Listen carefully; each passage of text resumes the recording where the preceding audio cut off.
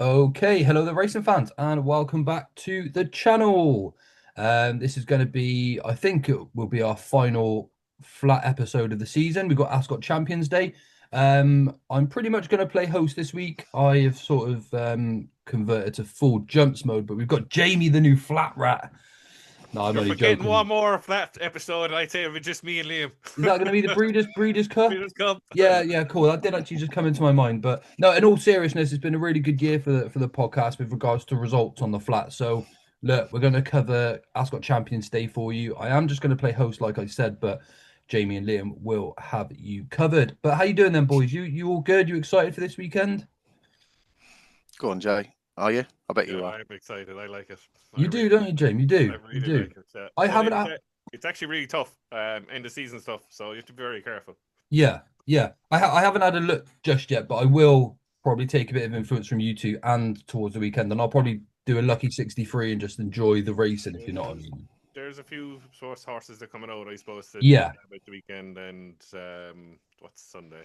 Kempton, and you have Limerick as well, the Munster National on Sunday. So we're kind of in between, aren't we? But this is the last big British meeting of the year, I yeah, suppose. absolutely, absolutely. If you are watching this today, we are recording on Thursday. Tomorrow, Friday, we do have a season preview over on Twitter Spaces. Myself, Jaimie, Liam.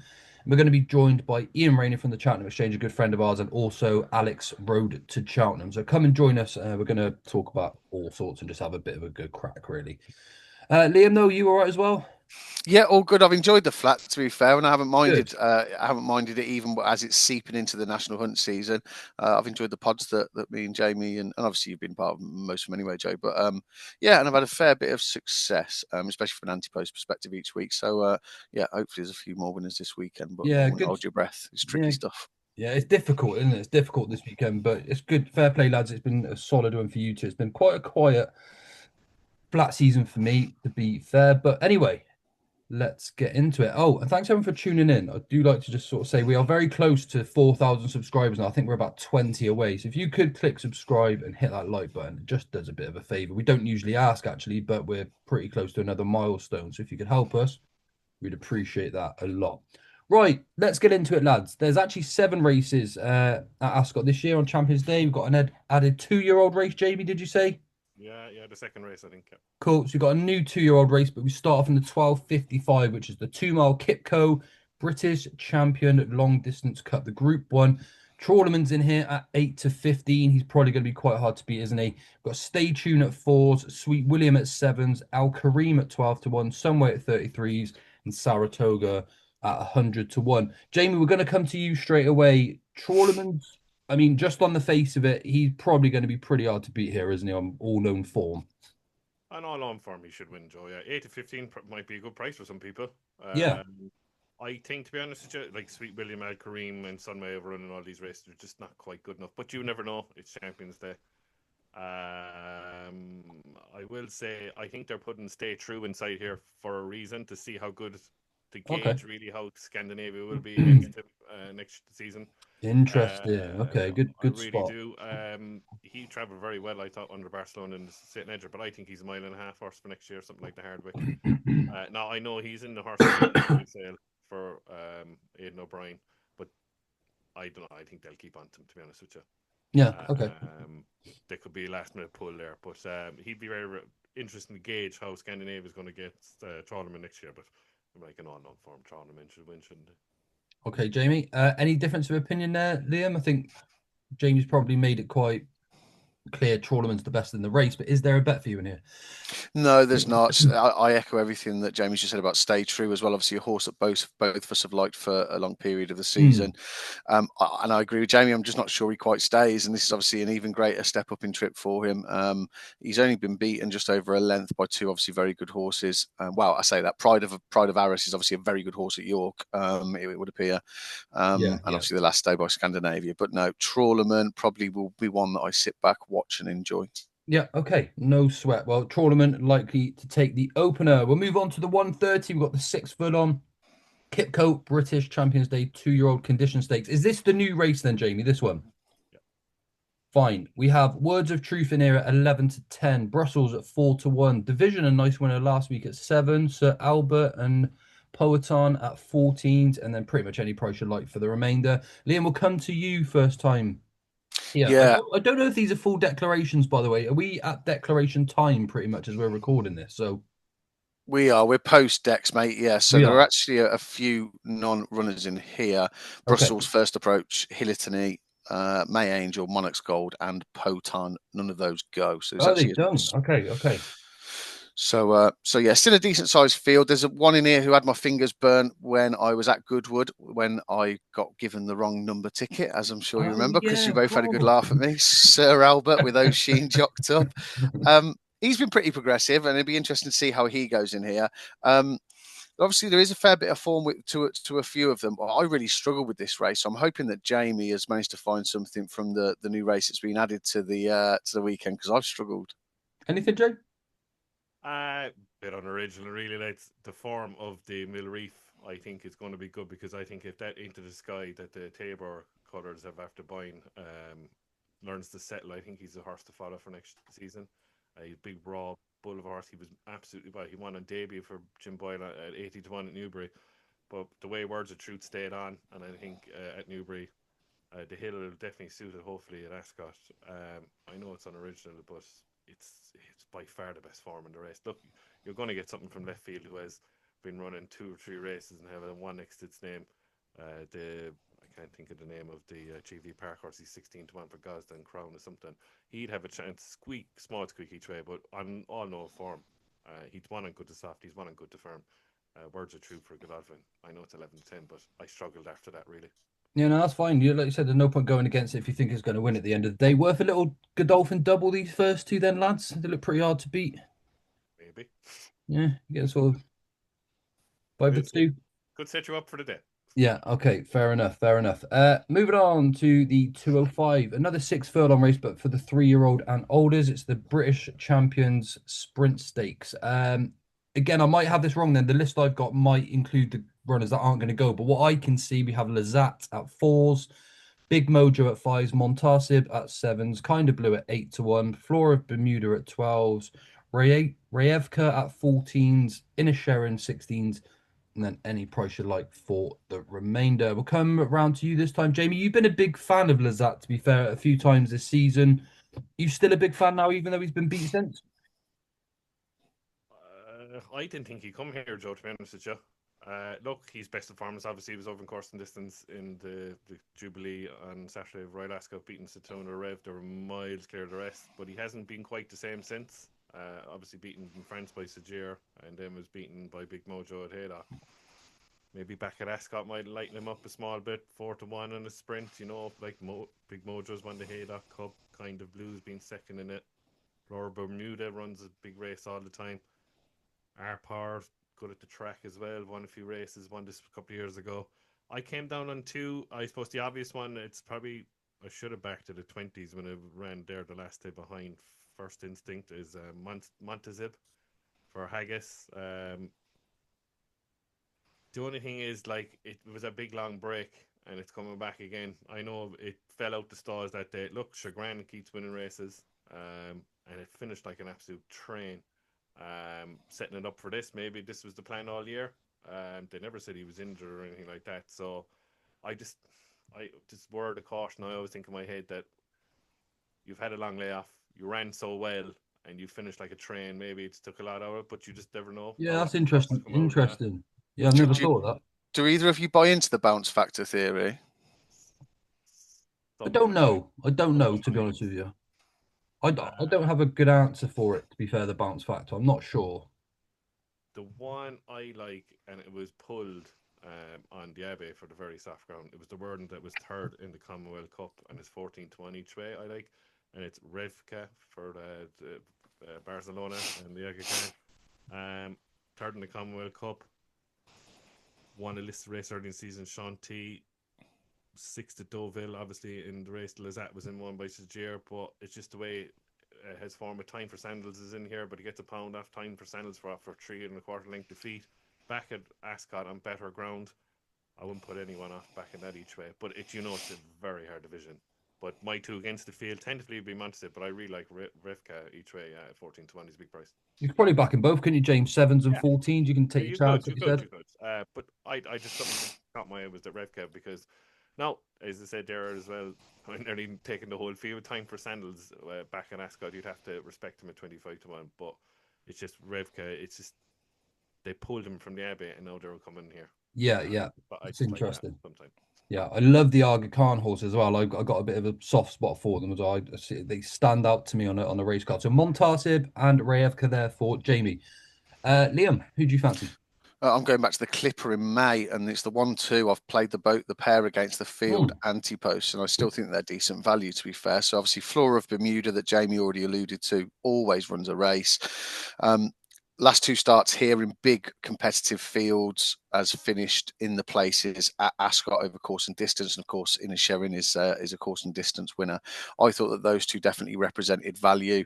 She's been knocking on the door, Flora of Bermuda, and you just feel that she might get the job done in one of these lottery sprint type races. I think people probably think they got more chance of finding the winning lottery numbers, quite literally, than finding the winners in some of these races, because we've had all sorts of results, haven't we? All sorts of prices thrown up.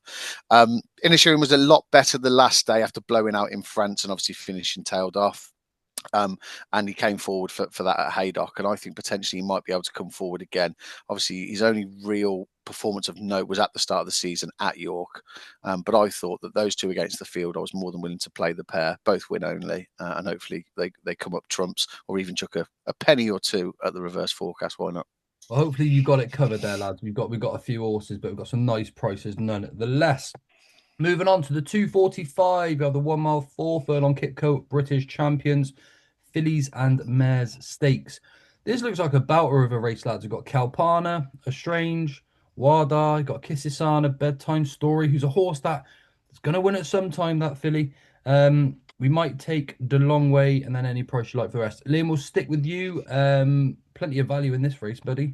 Yeah, absolutely. Obviously, Kalpana ran a relatively decent race over in France in the Arc earlier in the week. Estrange coming here and not getting the cut in the ground that she'd most likely want. I was willing to take something lower down the field. And obviously, I've always been a fan of Bedtime Story, and I thought that she ran a decent race over in France the last day. I know that she finished 7th ultimately, but she's given so much to do. She has to make up so much ground to have any chance of getting near the frame, to be perfectly honest.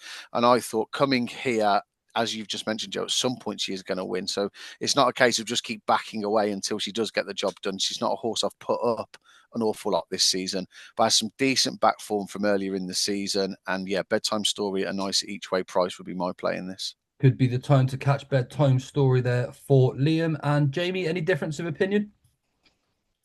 Well, Kalpana hasn't won since this race last year. Very impressive, but it was softer ground. What would you think of that, Jaimie? The fact, like, we know she's talented, but she's not getting her head in front. Is she just not trained on, or is she just maybe a couple of pounds short of where they think? Maybe last year was her year, Joe, and that was it. You know what I mean? Yeah. I suppose it was still a good run in the Arc.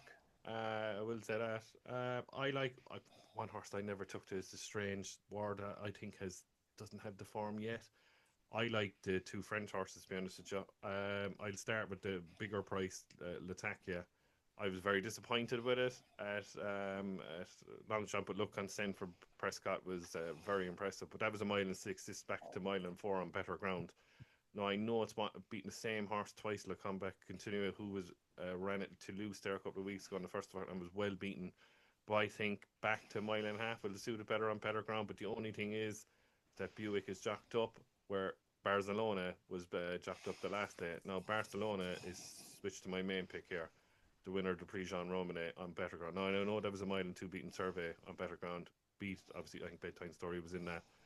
Quisisana was obviously 2.25 lengths behind Kalpan in the Arc. But I think back on better ground, Barcelona switched from Latakia to Quisisana. I think that could be tipping itself. And 9-1 to find out, and 14s against the field. I like the two French horses against everybody, and I think I prefer Quisisana, especially if Barcelona's gone on. Graphar clearing up on Champions Day, James Rayavaka, Kisisana. And we'll move on to the 325, the Queen Elizabeth, the QE2 stakes. Brilliant race at this, always an enjoyable one to watch as well. Field of Gold at 7-4, Rosalian at 4-1, Fallen Angel at 10s, 12-1 for Never So Brave, 14 for Docklands, one of Liam's favourites from Royal Ascot. And then again, any price you like for the Remainder. Did I mess up the order last time? I'm not sure. I'm not sure. Jaimie will come with you here. But just a quick word on field of goal before you give us your selection, unless he is your selection. Where are we with field of gold now? He's clearly talented, but he was a bit run off his feet the last day, wasn't he? I think he needs a little bit of cutting the ground, Joe, to be seen Okay. his best. Obviously, his most impressive win was at the Curragh, but there was cutting the ground when he won the Ah, 2000 okay. Irish 2000 guineas. He's run off his feet in Goodwood, but Goodwood's a funny track. Front runners can get aways, you know that. I was a little bit disappointed, but he was seriously impressive here. The one thing is this the straight track, isn't it, or is it the round track? That's what I don't know. I must admit, I'm not sure, I'm Jaimie. not sure actually. Straight it is, Jay. The Straight straight. is Okay. like the Queen Anne. He wanted the round track and very impressive, obviously, in the I can't think of the name of the race. James's Palace, sorry, and Ascot. Look, Rosalian obviously was beaten by Docklands, of course, in distance in the Queen Anne. Rosalian been very disappointing, but is struggled to get his neck in front this season. Mm. When he gets it right, I hope he gets it right, but he wouldn't be for me. Fallen Angel is probably a Group 1 mare who's going places, but I think she's better at her own sex. I think she's the best of the whole Yeah, I lot like that. in her own Yeah. sex. That's me. The horse I really like, and the better the ground, I hope it's the one the Summer Mile. You put him up, Joe, early in the season. Straight Mile, one at Ascot. Never so brave for me. The form has been franked from the City of York. Second Lake Forest, third Marinara Charity one. Very impressively in the Prix de la Forêt at Longchamp on Arc Day. 12 to 1 is massive. And the way he came from off the pace in the Summer Mile, I know it was round track, but I think the faster they go, it'll be like a handicap. I hope it is. The better it is for him. And 12 to 1 with Oisin booked each way is my pick here. Yeah, love that, James. Love that. Like we said, he's a horse that just like gets better as the race goes on, doesn't he? You're likely to get the best out of him. Where we're not too sure about Field of Gold and Rosalian effectively at the moment. Liam, Docklands in here. Bit of a soft spot for him, obviously. Nice big winner for you at Royal Ascot. Yes, was indeed. I think we stuck up at around about 25 to 1 Yeah. on here a few days before when we did our preview. So yeah, that was a very nice winner. It's just his record here, and you can't get away from it. His record here is first, second, third, first. He's got a fantastic Wow. record at Ascot, so I won't put anybody off, and he's still a decent each way price. Or was prior to declarations anyway. Obviously, I'm sure the markets are being rejigged as we speak, but was available at around about 14 to 1. I actually put one up earlier in the week, and the weather would seriously need to turn, I think, Joe. Okay. But one thing worth considering is that the Prix de Moulin is a race where, well, 5 of the last 12 winners have ended up running in there, then come and followed up here.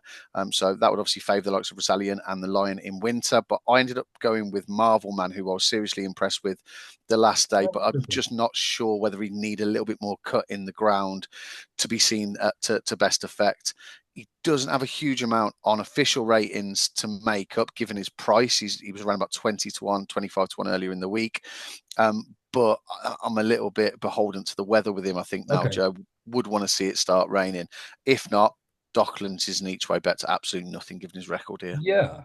Well, if Marvel Man does run well, we could have the 1-2 for Bold in there. Never So Brave and Marvel Man. Either way around. So, but I like this, gents. I like it. You've got some real nice prices, and I think quite wise to take on some of these shorter horses. We don't like, horses that seem to not be at peak for more than 1 or 2 runs like Rosalian. They just become hard to back with real confidence, don't they? And with punting, you do need a bit of confidence in yourself when you're picking selection. So I like this value, lads. We're going to move on to the 405, the 1 mile 2 furlong Qipco Champions Stakes, a Group 1, obviously for the 3-year-old and olders. Ombudsman is in here at 2 to 1. You got Delacroix at 5 to 2, Calandagan at 3s. Then you've got the likes of Al McCann and Economics even at bigger prices too.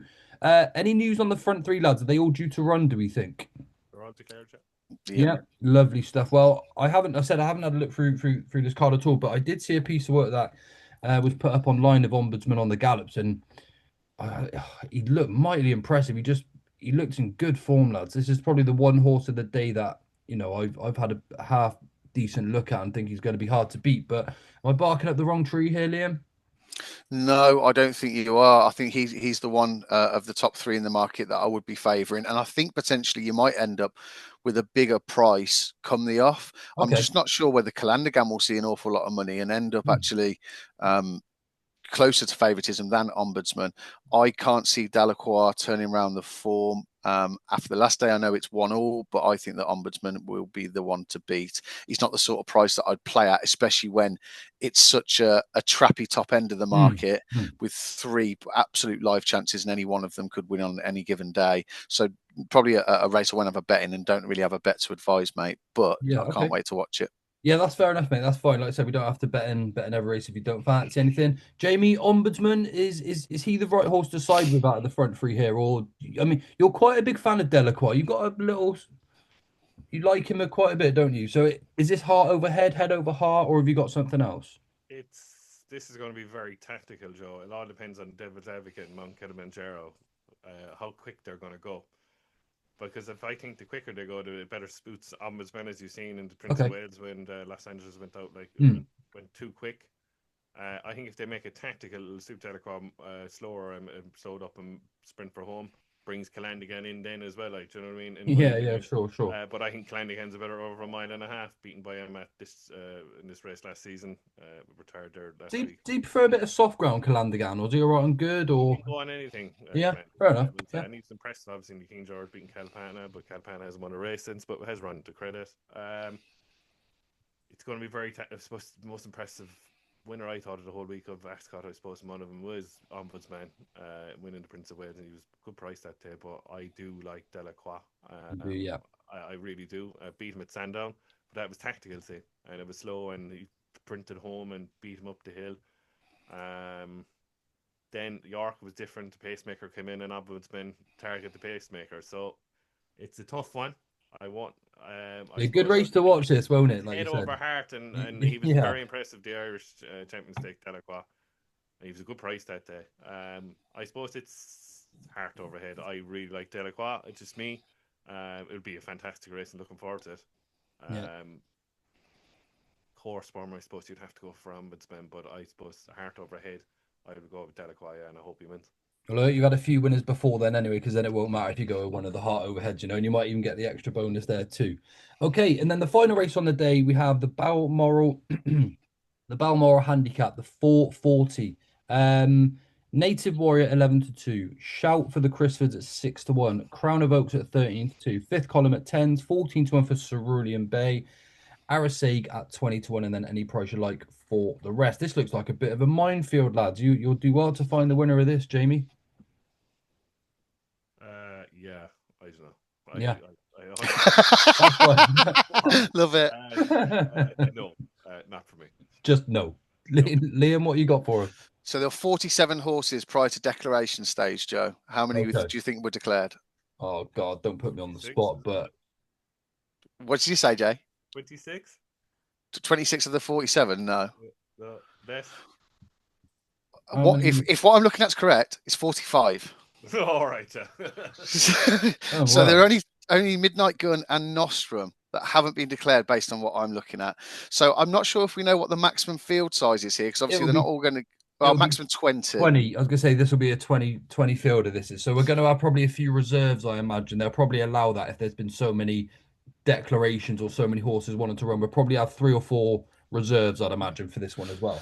There we are. So here's a reserve. You'll need 3 to come out, but Alto, who's just £1 higher, and he's knocking around at the prices I can see at 100-1. So we're going again at a 3-figure price. The last time, go on. Sorry, it's literally updated as I'm looking at the screen. There's 3 reserves, and he's the first one. And he's the first one.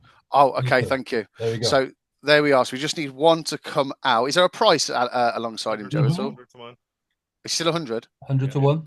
Okay, he does have a much better record at Newmarket, but that run when he just got done by More Thunder, who's evidently been an extremely progressive horse. That one hurt Jaimie as well, didn't it? Was that the one that hurt you, Jaimie? Yeah. Sorry, I'm not. Didn't mean to put him. It just reminded. It reminded me of the pain Jaimie had to watch him when he just got pipped that day at a massive price. Like, his form since that day has not exactly been spectacular. Duck egg 7, duck egg. However, I think with connections, Ian Williams likes to target a particular day and line one up. And look, this is a competitive field, evidently, but he could well outrun his odds. You'll be getting God knows how many places on the day, and I think that he could potentially outrun his odds just £1 higher than that brilliant run when he was done by more thunder. Lovely. So Alto, keep him on your radar. And I've got back form with 100 to 1 shots. Only one's been put up so far this season, and we did all right, didn't we? Mythical Guest exactly. grabbed a place. So. Yeah, exactly. Yeah, no I mentioned argument one there. at a glance. Yeah, do it. He was third in the one that actually stuck out when I just scrolled down to it and I looked at it there. It was third in the Hung Cup behind my clown Bullet Point. Bo Pedro, I think he always wins one handicap maybe now and then. Was he 25 to 1, something like that? For 25. David O'Mara, Mark Wynn is on, something like that. It was the one flat race I watched last weekend, Jaimie, and he stayed on really well. Ice Max, yeah. Yeah, that's it. Yeah. York and Northern Roar and Northern Express was in it as well. Yeah. So maybe Bo Pedro. Have you got anything else there, Liam? Is this one where you'd look at two, just quickly? Oh, yeah, I think I absolutely would. So the other one that I did like earlier in the week is Apurist, who returned to form the last day, has got form at Ascot, has been on the go a fair bit, Apurist. However, for those who enjoy their beekeeping or whatnot, you'd like him just based on his name. However, he has ran some cracking races here at Ascot previously, and with that return to form the last day, he could definitely be one who's potentially well handicapped now. I think, Joe, at some given point during this season, I've probably backed half of this field in various different handicaps, to be honest. Bo Pedro being another one that was mentioned there by Jaimie. Hickory won here earlier in the season. Afita Lane's another. So yeah, there's lots of old favourites for me in here, but those would be my pair. Yeah, Apurist isn't running. Okay, there we are. Like I said, it's only just updated as I was looking at my screen as well. So I didn't. It's where you can. Oh, sorry. Of course, yeah. Not he's 20. He would have been. Yeah, he's 26. He wouldn't have even made the reserve list. No, that's okay. So yeah, apologies. My bad. Okay, well, that is the preview for Ascot done. Any best bets from Ascot, lads, or anything from anywhere else? I haven't really.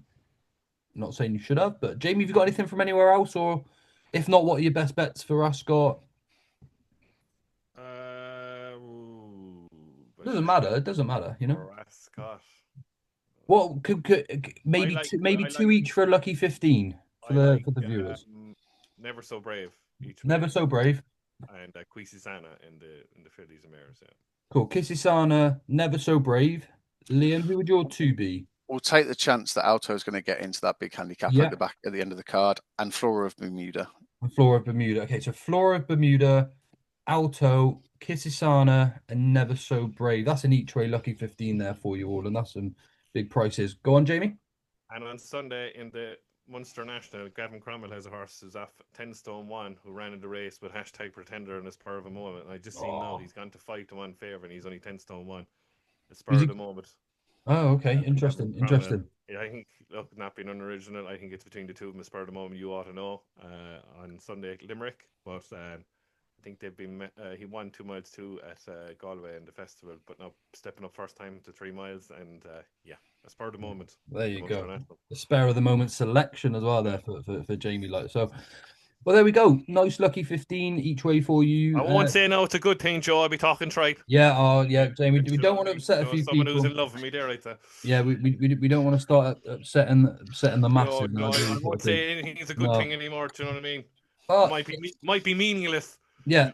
Hey, look. In all fairness, everyone we get the odd funny one, don't we? But in general, thanks to everyone that's been tuning in because the comments have been brilliant. I've been going back to every single one for the most part. You know who you are. We do honestly appreciate it a lot. And if you can help us, like we said, just get us to that 4,000 subscriber mark. We'd be very, very grateful. I've mentioned obviously we're going to do a season preview on Twitter.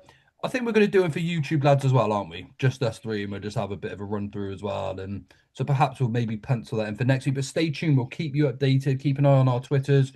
Obviously, give Jaimie and Liam a follow too. We'll keep you posted with all the good stuff we've got on. Anything else to add, lads, or are we done and dusted? Nothing from me, mate. No? Cool. Thanks everyone for tuning in. I hope you enjoyed our Ascot preview, and we will be back sooner rather than later. Bye for now.